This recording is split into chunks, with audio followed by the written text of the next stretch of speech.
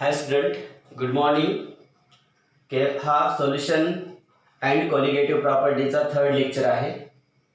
तर या लेक्चरमध्ये आपण आज पाहणार आहोत मोलॅलिटी आणि काही दोन क्वेश्चन्स आहेत. ओके, त्यांचे आन्सर्स मी ते लिहिलेले आहेत. थेरॉटिकल पार्ट आहे, लिहिण्यासाठी वेळ जातो म्हणून मी तर बोर्डवर लिहिलेला आहे. आपल्याला थोडं जास्त एक्सप्लेन करायचं आहे. तर या अगोदर आपण पाहिलं होतं मोल फ्रॅक्शन पाहिलं होतं बा.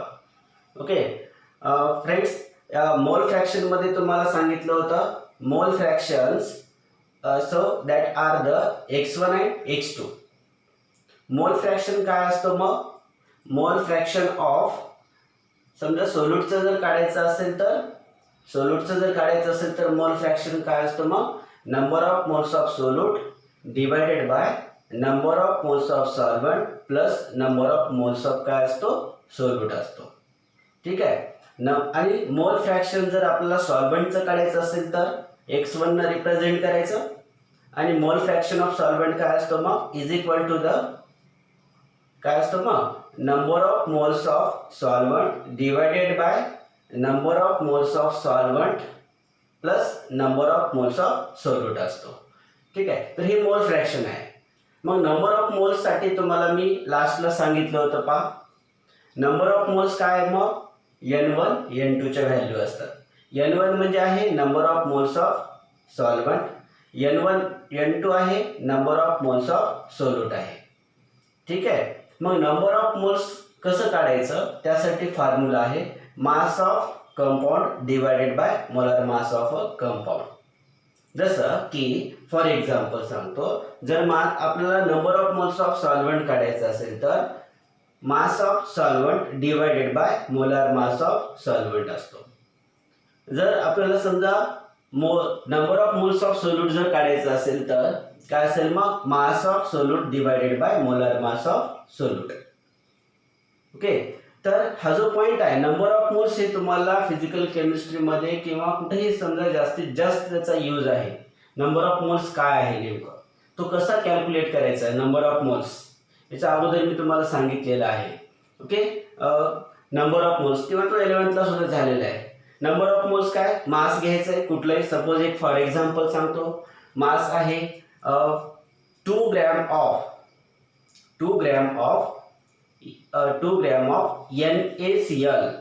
NaCl dissolved in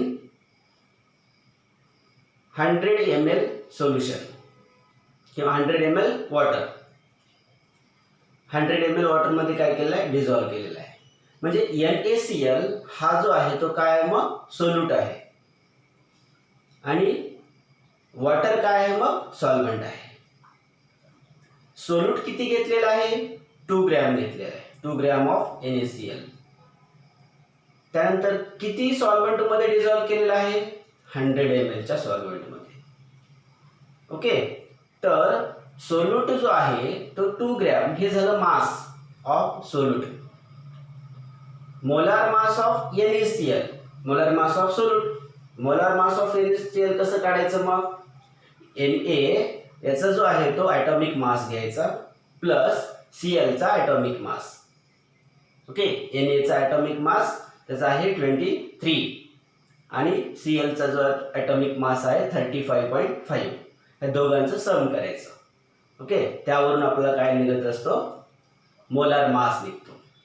तसंच सॉल्व्हंट कोण आहे मग? वॉटर आहे.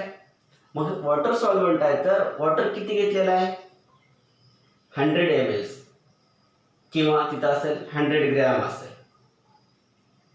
ठीक आहे, तर तो झाला mass of solvent. Molar mass काय मग? H2O आहे सॉल्व्हंट, बरोबर आहे. मग त्यामध्ये 2 हायड्रोजन आणि 1 ऑक्सिजन आहे. हायड्रोजनचा ॲटॉमिक नंबर 1 आहे, हायड्रोजनचा ॲटॉमिक मास 1च आहे.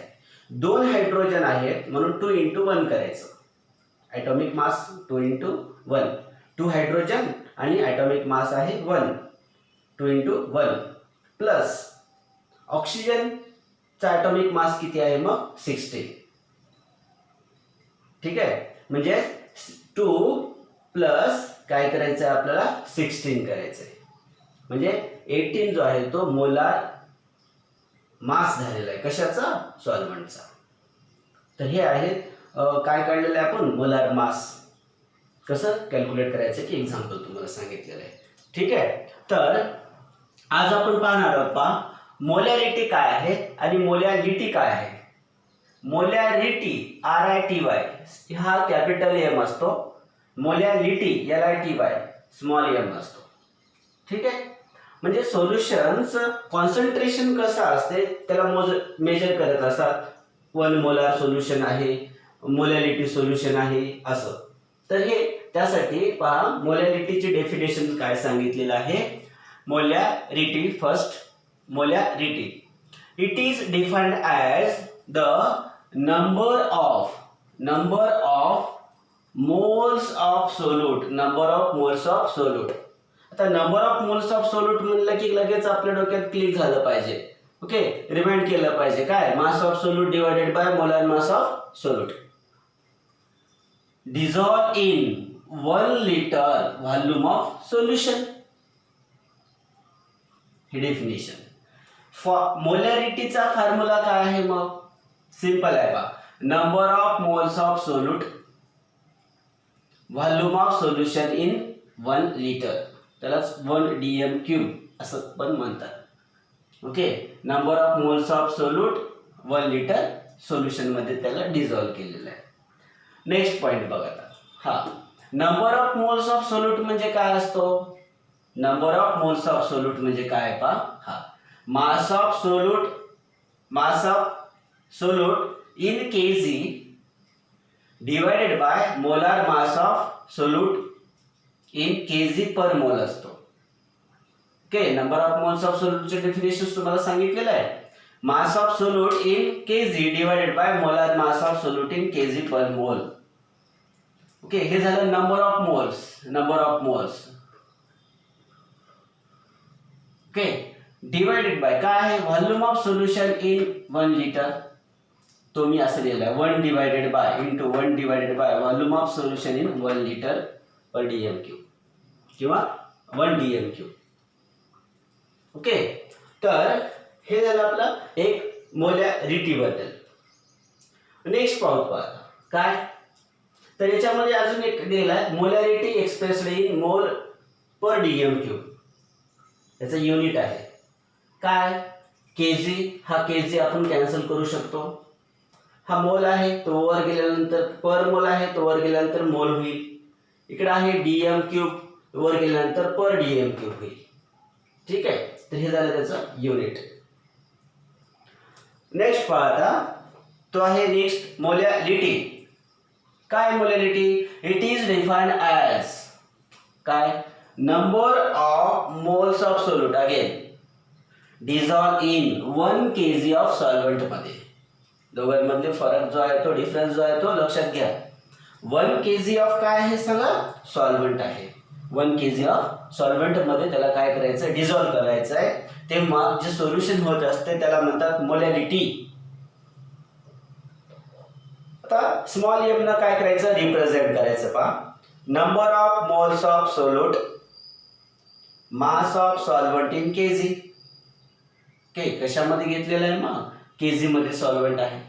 इथं सोल्युशन लिहिलेलं आहे इथं सॉल्व्हंट आहे. दोघांमध्ये पण फरक आहे पहा.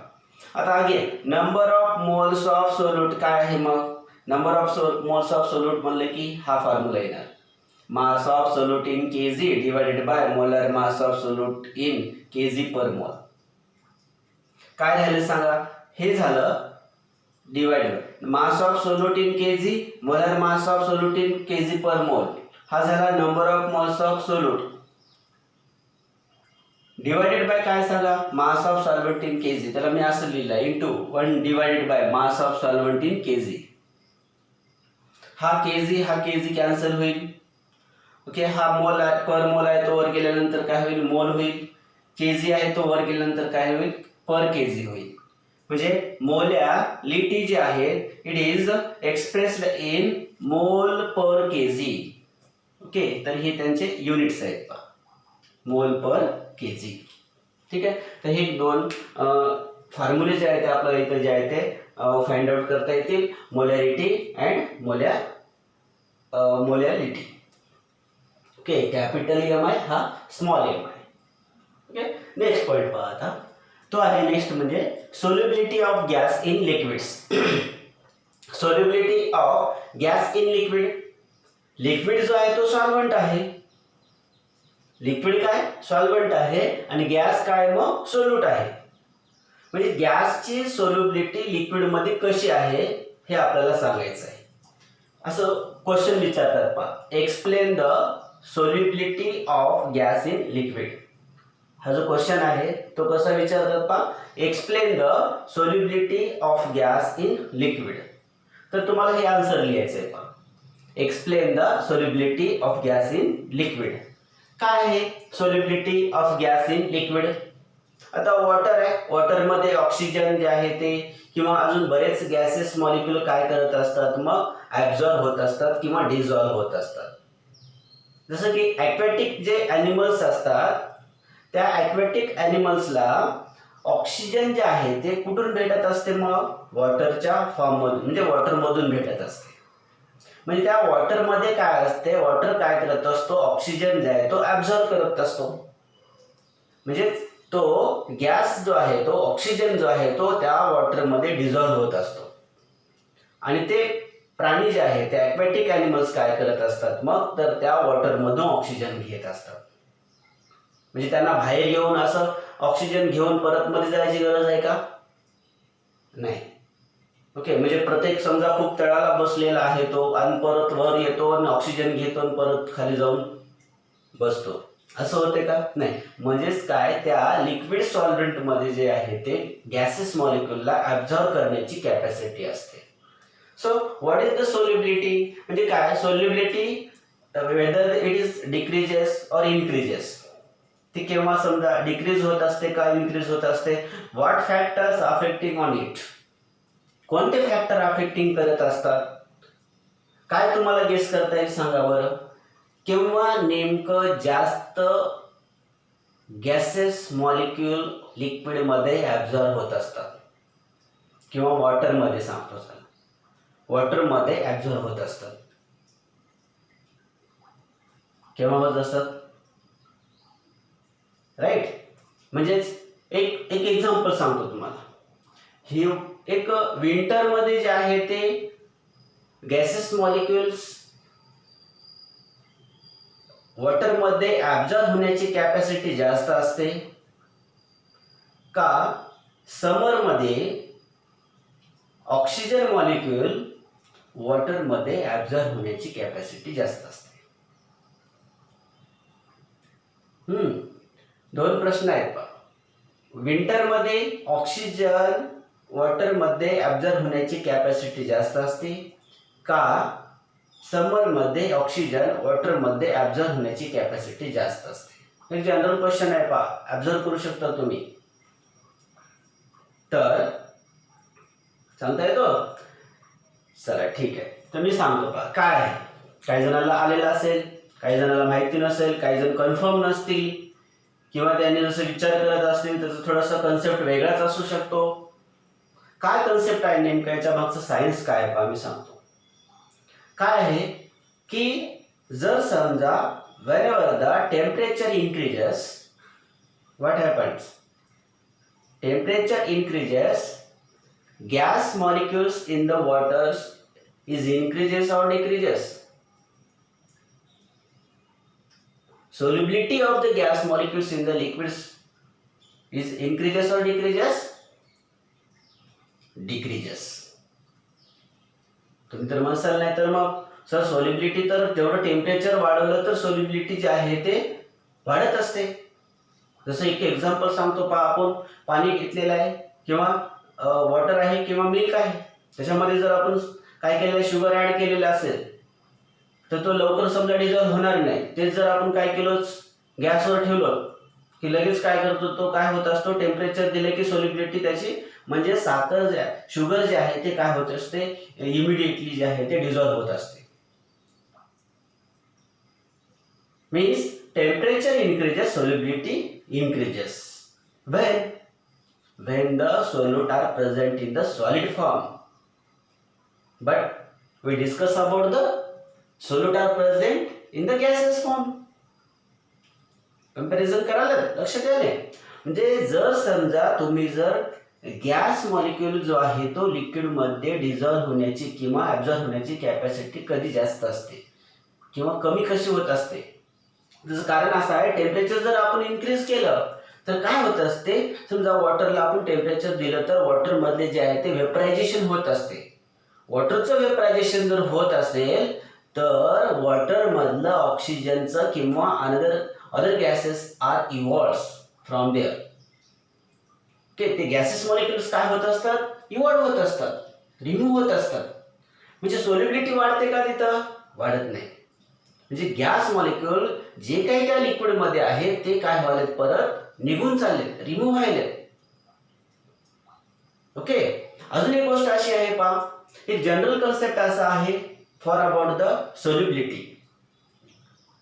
हे तुम्हाला माहित असेल पण काही जणाला सोल्युबिलिटी त्याचा एक कन्सेप्ट असा आहे, एक तुम्हाला कन्सेप्ट पण सांगितलं असेल कुठं मी लक्षात येत कधी, like dissolve like. Like dissolve like means काय, लाईक डिझॉल्व लाईक म्हणजे काय, सॉल्व्हेंट जे आहेत are of two types.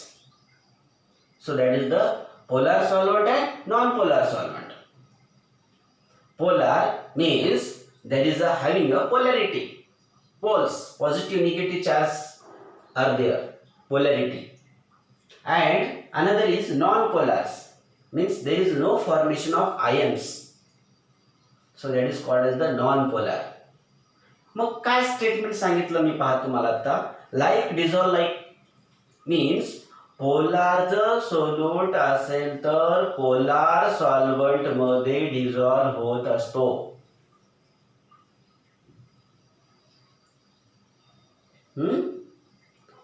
And non polar solute असेल तर नॉन पोलार सॉल्व्हंट मध्ये डिझॉल्व्ह होत असतो. लाईक डिझॉल्व लाईक, जशास तसं. Are you getting my friends? तर काय solubility of gas in liquids पाहता काय सांगितलेलं आहे, the gas are soluble in water, हे सर्वांना माहिती आहे. अँड अदर लिक्विड मध्ये सुद्धा गॅसेस मॉलिक्युल काय होत असतात, डिझॉल्व्ह होत असतात किंवा सोल्युबल होत असतात. And their solubility depends upon the nature of the gas. काय, and their solubility depends upon the nature of the gas. solubility हे डिपेंड्स असते त्यांच्या नेचरवर, त्यांच्या वागण्यावर नाही. त्यांचा नेचर म्हणजे कोणता नेचर, नेचर म्हणजे तो पोलार आहे का नॉन पोलार आहे. ओके, जर त्याच्या नेचरवर डिपेंड आहे. समजा आपण नॉन पोलार सॉल्व्हेंट घेतलेला आहे आणि पोलार जर सोल्यूट असेल तर डिझॉल्युशन होत नाही किंवा लेस अमाऊंट मध्ये होत असतो. म्हणजे that are depends upon the nature of the solute. ठीक आहे, तर एक्झाम्पल पाहता, non polar gases like O2, it is the non polar, have less solubility in solvent. हा लेस सोल्युबल असतो कशामध्ये, सॉल्व्हेंट मध्ये किंवा वॉटर मध्ये. वॉटर मध्ये दिलेला आहे कारण water is the polar solvent. O2 is the non polar solute आहे. तर non polar gases like O2 have less solubility in polar solvent. पुढं polar gases like CO2, NH3, HCl, it are more soluble in polar solvent like water. ते काय करत असतात, जास्त प्रमाणामध्ये जे आहे ते तिथं काय करत असतात, मग ऍब्झॉर्ब होत असतात किंवा डिझॉल्व्ह होत असतात. लक्षात आले. तुम्ही म्हणसाल नाही तर मग सर ऑक्सिजनचं तर मग प्राणी कसे राहतात जर ऑक्सिजन डिझॉल्व्ह होत नाही. ऑक्सिजन हा वेगवेगळ्या फॉर्म मध्ये असतो. CO2च्या फॉर्ममध्ये सुद्धा ऑक्सिजन तिथे ॲब्झॉर्ब केला जातो, पण ऑक्सिजनचं प्रमाण खूप जास्त असते, कमी असते. तर depends upon the solubility, depends upon the temperature. So non-polar gases like O2 have less solubility in polar solvent. Polar gases like CO2, NH3, HCl, these are the polar, are more soluble in polar solvent like water. ठीक है. पुढे the solubility of gases in liquid increases with increasing pressure. The decreases in temperature. दोन point आहेत पहा. Temperature जर आपण कमी केलं तर गॅसेसचं वॉटरमध्ये किंवा सॉल्व्हंटमध्ये, लिक्विडमध्ये म्हणतो मी, लिक्विडमध्ये डिझॉल्व्ह होण्याची कॅपॅसिटी किंवा सोल्युबल होण्याची कॅपॅसिटी जास्त असते, किंवा टेम्परेचर जर कमी असेल तर. कारण सांगतो. दुसरी गोष्ट आहे पहा, जेवढं प्रेशर इन्क्रीज कराल तेवढं सोल्युबिलिटी जास्त असते gas in liquid. Pressure increases, solubility of the gas in liquid increases. So how it is takes place? आता एक एक्झाम्पल सांगितलं तर पहा तुम्हाला आता की विंटर आणि समर मध्ये जे गॅस मॉलिक्यूल वॉटर मध्ये ॲब्झॉर्ब किंवा डिझॉल्व्ह होण्याची कॅपॅसिटी जी आहे ते depends upon the temperature. Winter मध्ये टेम्परेचर कमी असतो, म्हणून त्या वॉटरमध्ये गॅसेस मॉलिक्यूल जे आहे ते ॲब्झॉर्ब होण्याची किंवा डिझॉल्व्ह होण्याची कॅपॅसिटी जास्त असते. In the summer there is a high temperature. Due to this, what happened? When increasing temperature, the gas molecule present in the liquids are evolved. जे त्या वॉटर मध्ये जे आहे ते गॅसेस मॉलिक्यूल असतात, टेम्परेचर वाढवल्यामुळं ते गॅसेस मॉलिक्यूल काय होत असतात, मग इव्हॉल्व होत असतात, जे की त्या लिक्विडला बॉन्डिंग करून ठेवलेले होते. त्यांच्यामधला बॉन्ड ब्रेक होऊन जात असतो. So there is a breaking of bond takes place and gaseous molecules, gas are decreases, gas solubility in the liquids decreases. Okay, एक simple concept आहे पहा. Whenever the temperature increases, if it requires to break the bonds, so जर समजा तुम्हाला bond जर break करायचा असेल, then you give the temperature. Temperature देतो, बॉन्ड ब्रेक होऊन जातात. तसंच आहे. लक्षात आले. तर प्रेशर बद्दल सांगतो पहा आता. टेम्परेचर समजलं, समर आणि विंटरचं एक्झाम्पल सांगितलेलं आहे तुम्हाला. जर एक सिंपल एक्झाम्पल आहे पहा. जर समजा तुम्ही ते जर पाणी जर असं उन्हामध्ये ठेवलं, एक थंड पाणी आणि गरम पाणी हे आपण जर बघितलं, जर समजा आपण पिलो तर आपलं थंड पाणी जे आहे ते कसं वाटते सांगा? छान वाटते का नाही? का छान वाटते? कारण त्यामध्ये ऑक्सिजनचं प्रमाण जास्त असते, म्हणून, किंवा गॅसेसचं प्रमाण जे आहे त्याच्यात जास्त असते, त्यामुळे तो आपल्याला कसा लागत असतो? छान लागत असतो. ते जर आपण गरम पाणी बघितलं तर काय होते? गरम पाणी जर घेतलं तर काय होते? त्याच्यातलं गॅसेस ऑक्सिजनचं प्रमाण जे आहे ते कमी होत असते. तुम्ही म्हणसाल सर तर मग गरम पाणी पिल्यानंतर चांगलं असते म्हणतात, गरम करून पाणी पियावं, बरोबर आहे. आणि तुम्ही तर सांगाल की गरम पाण्यामध्ये ऑक्सिजनचं प्रमाण कमी असते. कमी असते याचा अर्थ मी काय म्हणाले की डिझॉल्व्ह होण्याची कॅपॅसिटी कमी होते. लक्षात आले. तर कोरोनाच्या ज्या आपला जो काही आता पिरियड आहे, जास्तीत जास्त तुम्ही जेवढं गरम पाणी पिसाल तेवढं चांगलं आहे, नाहीतर उलट करत बसाल. ठीक आहे. म्हणजे जर समजा आपण समजा गरम पाणी पिल्यानंतर होते काय काय रिॲक्शन व्हायला येत? रिॲक्शन जे आहेत, हा जो काही व्हायरस आहे कोविड-19, तर तो काय करत असतो? हायर टेम्परेचरला जो आहे तो काय होत असतो? डेथ होत असते त्याची. ओके, त्याच्यावर कुठले मेडिसिन नाही, पण त्याला जर समजा आपण हायर टेम्परेचर जर कंटिन्युअसली देत राहिलो तर त्याची जी आहे ती ग्रोथ होणार नाही. तर कोणत्याही bacteria generally at higher temperature that are not live, जगू शकत नाही. हे कसं कन्सेप्ट आहे. आता एक सांगतो, pressure, whenever the pressure increases, हे आपण सोल्युबिलिटी सांगायला, प्रमाण कमी किंवा जास्त असतो हे वेगळा कन्सेप्ट आहे. सोल्युबिलिटी जे आहे ते डिपेंड सांगायला आपण टेम्परेचर, खालून टेम्परेचर द्यायला तर वरून गॅस त्याच्यामध्ये डिझॉल्व्ह होणार का सांगा, होणार नाही. टेम्परेचर जर नसेल तर तो गॅस जो आहे तो ऍब्झॉर्ब होत असतो on the surface of the liquid. Pressure, what about the pressures? When we increase the pressure, solubility of the gas will be increases in the liquid. Pressure जर आपण वाढवलं तर गॅस जे आहे ते लिक्विड मध्ये सोल्युबल होण्याची कॅपॅसिटी वाढते. So gaseous molecules are move randomly. So gas molecules having a large space in between them. Gases molecule मध्ये काय असते पहा की लार्ज स्पेस असतो किंवा त्यांच्यामध्ये जे डिस्टन्स आहे तो खूप जास्त असतो. When we increase the pressure, that gas molecules are compressed to each others. Gas molecules are compressed and they are get together. They are get together. ते गॅस मॉलिक्यूल काय होत असतात, कॉम्प्रेस होत असतात when we increase the pressures. And the solubility in the liquids of the gas molecules will be increases. अजून एक example सांगतो पहा, कोल्ड ड्रिंकचं एक्झाम्पल्स. कोल्ड ड्रिंक मला लगेच प्यायचं नाही, बाहेर जाऊन. ओके, कोल्ड ड्रिंक्स आता सध्या प्यायचं नाही, एक वर्ष सोडूनच द्यायचं त्याला.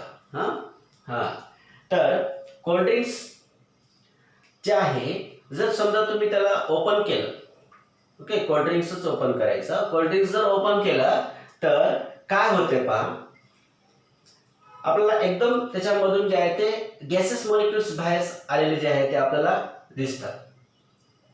ऍब्झॉर्ब केलं कधी किंवा नसल केलं तर त्याला असं प्रॅक्टिकली करून पहा. जर तुम्ही त्याच्यावरचं जर कॅप काढलं हुकरनं, लगेच फटकन आवाज येतो असा, बरोबर. म्हणजे हे काय झालेलं आहे की तिथे जे आहे ते त्या लिक्विड मध्ये जे आहे ते काय केलं जातं की सुरुवातीला जो कॅप बसवत असता वेळेस, so that cap are pressed by a pressure. Pressure देऊन काय केला जातो, तो कॅप बसवला जातो आणि त्याच्यामध्ये काय केलं जातं, गॅसेस मॉलिक्यूल जे आहे ते कॉम्प्रेस करून बसवले जातात. ओके, त्या कोल्ड्रिंक्स मध्ये काय असतो, CO2 असतो. तर CO2 काय केलं जातं त्याच्यामध्ये कॉम्प्रेस करून काय केलं जातं त्याच्यामध्ये बसवलेला जातो, कारण मग त्याच्यामुळे सोल्युबिलिटी वाढत असते. जर समजा तुम्ही तो कॅप काढून टाकलात की काय होते पहा, एकदम गॅस मॉलिक्यूल जे आहे त्याशी बाहेर निघून जातात. It means that the pressures will be increases. When we increase the pressure, the solubility of the gas in the liquids will be increases. समजलं हा पॉइंट्स? तर explain the solubility of gas in liquid मध्ये तर हे concept तुम्हाला इथं explain करायचं आहे. चलो नेक्स्ट देखेंगे अभी. Why does the solubility of gas in liquid depends upon pressure? हे एक्सप्लेन केलेलं आहे, मी सांगितलेलं आहे पहा आताच. Why does the solubility of gas in liquid depends upon pressure? Question आहे पहा एक. Why does the solubility of gas in liquid depends upon pressure? सांगता येते, इथे लिहून दिलेलं आहे, एक वेळ सांगतो पहा काय. Since the gases are highly compressible. बरोबर आहे, मी आता सांगितलं होतं gases are highly compressible, their solubility in liquid is highly influenced. Highly influenced, compress असल्यामुळे त्याच्यात खूप हायली इन्फ्लुएन्स्ड आहे. कशाला इन्फ्लुएन्स आहे किंवा कशामुळे तो प्रादुर्भाव त्याच्यावर होत असतो बाय प्रेशर चेंजेस. जर समजा तुम्ही प्रेशर चेंज केला तर त्याचा जो आहे तो इफेक्ट खूप होत असतो. कशावर? Solubility of gas in liquid मध्ये. ओके, तर काय सांगितलेलं आहे पहा, as the pressure changes, as the external pressure increases, the solubility of gas increases at constant temperature. पण तेव्हा टेम्परेचर कॉन्स्टंट ठेवायचं आहे. नाहीतर आपलं खालून टेम्परेचर द्यायला आणि वरून प्रेशर वाढायला काय फरक पडतो का? पडत नाही. Temperature is dominant over the pressure. तुम्ही किती प्रेशर द्या, जर समजा तिथं जर टेम्परेचर जर वाढवलेलं असेल तर काय होते, तर त्या लिक्विडमध्ये जे गॅसेस मॉलिक्युल्स आहेत they are evolved. means solubility of the gas in liquids will be decreases when temperature increases. Means temperatures will be constant असला पाहिजे टेम्परेचर. प्रेशर काय केलं पाहिजे, इन्क्रीज केलं पाहिजे, किंवा टेम्परेचर जो आहे तो लो असला पाहिजे आणि प्रेशर जर तुम्ही इन्क्रीज केला तर गॅस जो आहे तो लिक्विड मध्ये सोल्युबल होण्याची कॅपॅसिटी जास्त असते. म्हणून एक पुढचा एक लॉ आहे पहा, तो लॉ सांगितलेला आहे Henry's law. Solubility is directly proportional to the pressure. तो आपला पाहायचा आहे पुढं. तेव्हा सांगतो अजून मी काय सांगितलेलं आहे, प्रेशर इज डायरेक्टली म्हणजे solubility is depends upon the pressure. Simple आपल्याला पुढे पाहायचं आहे, solubility is directly proportional to the pressure. Solubility depend आहे कशावर, प्रेशरवर. When pressure increases solubility increases, pressure decreases solubility, pressure increases solubility increases, pressure decreases solubility decreases. तसंच आहे temperature बद्दल सांगितलेलं आहे. टेम्परेचर जर वाढवलं तर काय होत असते, सोल्युबिलिटी कमी होत असते. टेम्परेचर जर कमी केलं सोल्युबिलिटी वाढत असते. कशासाठी, गॅसची सोल्युबिलिटी इन लिक्विडसाठी. याच्यासाठीच आहे, हे लक्षात घ्या. तो दुसरा कन्सेप्ट आहे सॉलिड आणि लिक्विड जर असेल तर, हे आपण बघितलेलं आहे गॅस इन लिक्विड्स. तर आजचा हा लेक्चर जो आहे तो आपण आज इथं थांबू. So thank you very much.